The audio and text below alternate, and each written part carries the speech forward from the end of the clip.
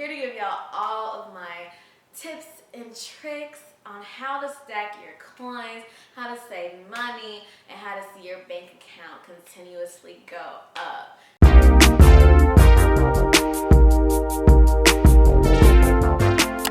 What's up, y'all, and welcome back to yet another edition of As Told by Bree. Of course, I am Bree, and today we are talking finances. So I figured if you found this video, you're all about trying to find ways to save money, okay? And listen, if there's one thing I know how to do, is stack my coins, okay? There are things and habits that I have in place that are working effectively. And I'm here to share my insight with y'all. It's not a secret, I'm not scamming anybody, I'm not doing Forex, I'm not scamming, I'm not. But yes, so I'm here to give y'all all of my tips and tricks on how to stack your coins, how to save money, and how to see your bank account continuously go up. So you already know what to do. Like, comment, subscribe, and let's go ahead and get into the video. Okay, so the first tip is to pay yourself first. So what this means is when you get paid, put a portion of that into your savings account. Anytime I got paid, the first thing I did was transfer money to my savings. So let's just say my weekly paycheck was $10, right? So with that $10, I would transfer maybe about 7 of those $10 to my savings account. And then those other $3, that was my play money. That was my nail money. That was my hair money. That was my link up with friends for drink money. But I'm paid before I'm doing any of that extra spending. That $3 is now my disposable income. Like, oh my gosh, it's so easy to spend money when you know that you have it in your checking account.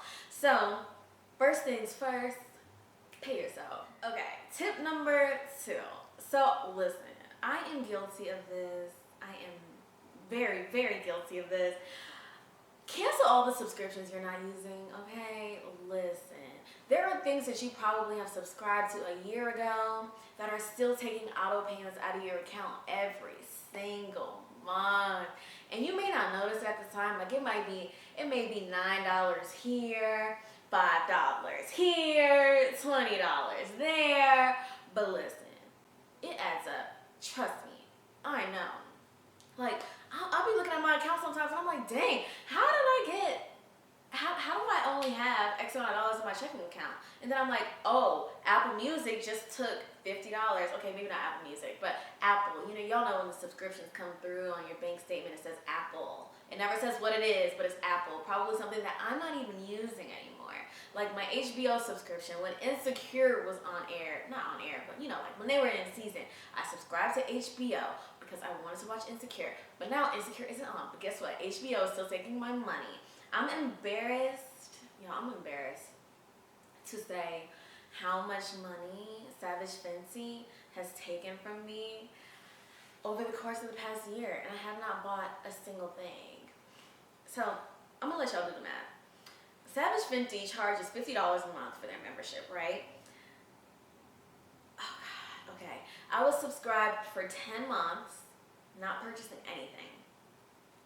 $50 a month for 10 months is $500.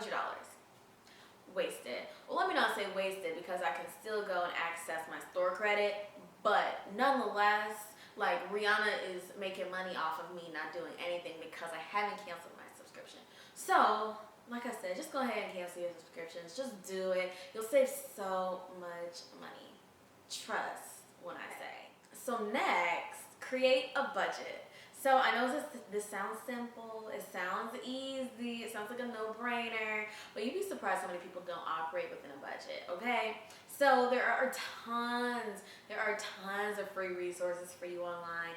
The budget worksheet that I have, it outlines a lot of different things. It outlines your monthly expenses when it comes to your living expenses, any travel expenses, miscellaneous expenses, business expenses.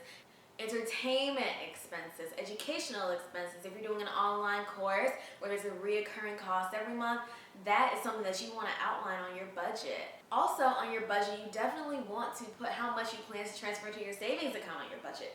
With a budget, it just creates a sense of accountability. You're able to see what your budgeted expenses were for the month, so how much you expected to spend on different things. And then you can directly compare it to how much you actually spent on these things. And trust me, you're going to be surprised on how much money you're spending on things you don't actually need. Listen, just create a budget, okay? And if you need help, I can help you. I don't mind helping you. Just follow me on Instagram and DM me. I'll respond. I check all my inboxes, so yeah. Okay, this next one I think is something that most people struggle with. Master the art of saying no. If you know that it's not in your budget to go out on Friday and Saturday with your friends, just say no. Like, just say no. You can say, nah, I'm good. You can give a reason. I mean, don't lie, but like, if it's not in the budget, it's just not in the budget. So master the art of being able to say no without feeling as if you're missing out. Okay?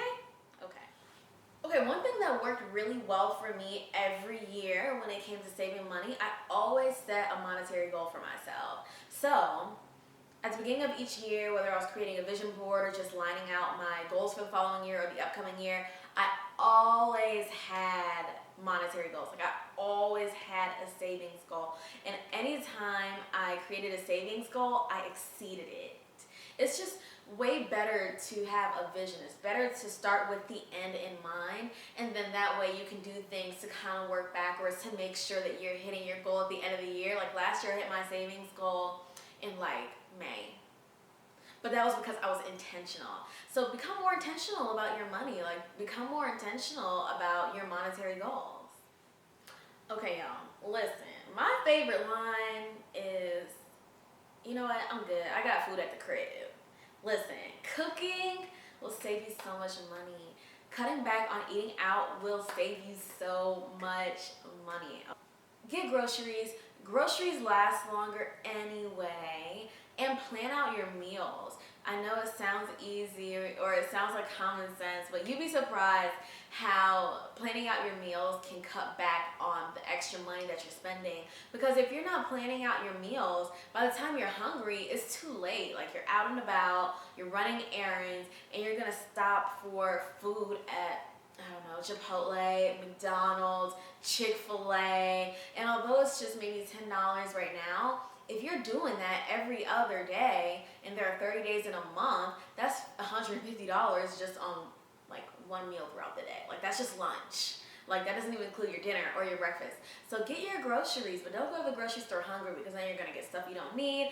Create a list, plan out your meals, and that's how you will align with your budget. Another thing, spend money on things that are gonna last you long term. So for me, I'm not a foodie at all, but spend money on things that are gonna last you long term. Things that are gonna have some ROI in the end. Like, my guilty pleasure is home decor. I will spend a bag on home decor, but guess what? It's gonna last me for years.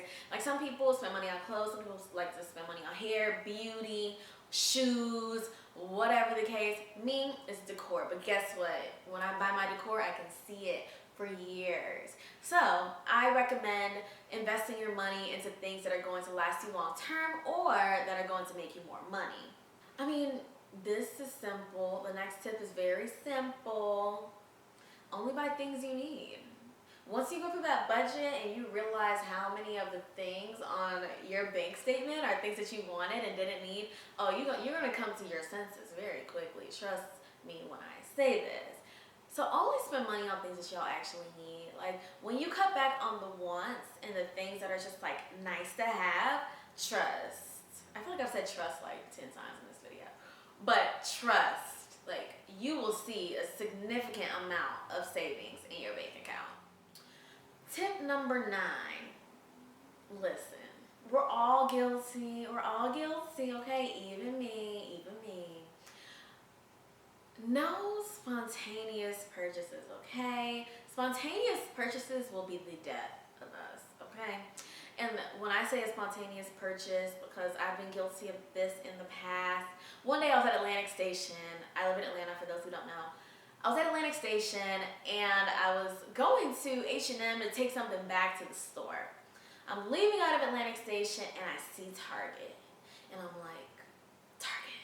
I want to see if they have a bar kit, because I've seen other people with bar kits and they said they got it from Target. So I go into Target spontaneously, and I'm in Target, I'm looking around for the bar kit. Other things are of course catching my eye. Don't see the bar kit, but of course I found other things. I found a paper towel holder. I found 2 soap dispensers. I found soap dispensers for my bathroom. I found a rug, and next thing I know, it's a $100 purchase that I never intended to spend spontaneously. So, if you can cut spontaneous purchases, if you can cut that itch or that urge to buy something only because you're seeing it, oh my gosh, you'll save so much money.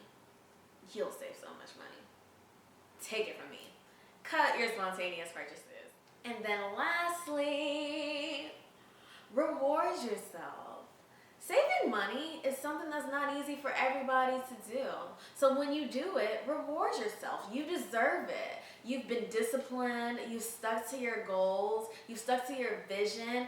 Started with the end in mind. Reward yourself. Whether that's, maybe buying something that you've always wanted, or treating yourself to a new pair of whatever. I mean, as long as it's not a large, significant purchase, I don't see anything wrong with rewarding yourself for hitting small goals.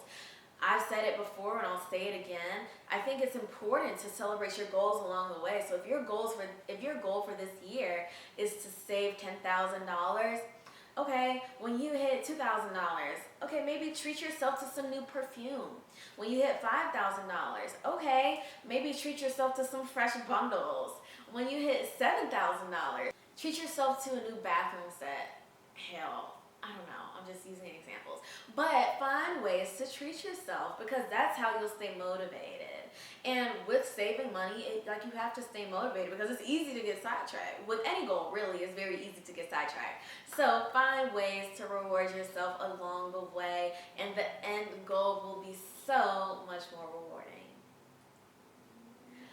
So that is it for our money saving tips here on As Told by Bree. I hope you guys enjoyed. And of course, if you guys have any additional tips, definitely feel free to leave those in the comments. Let's share. Let's talk about different ways that we've saved money in the past. What's one of your favorite ways to save money? What's something that I might have overlooked, something that I might have missed, that you have used, that has been helpful in your journey to financial freedom?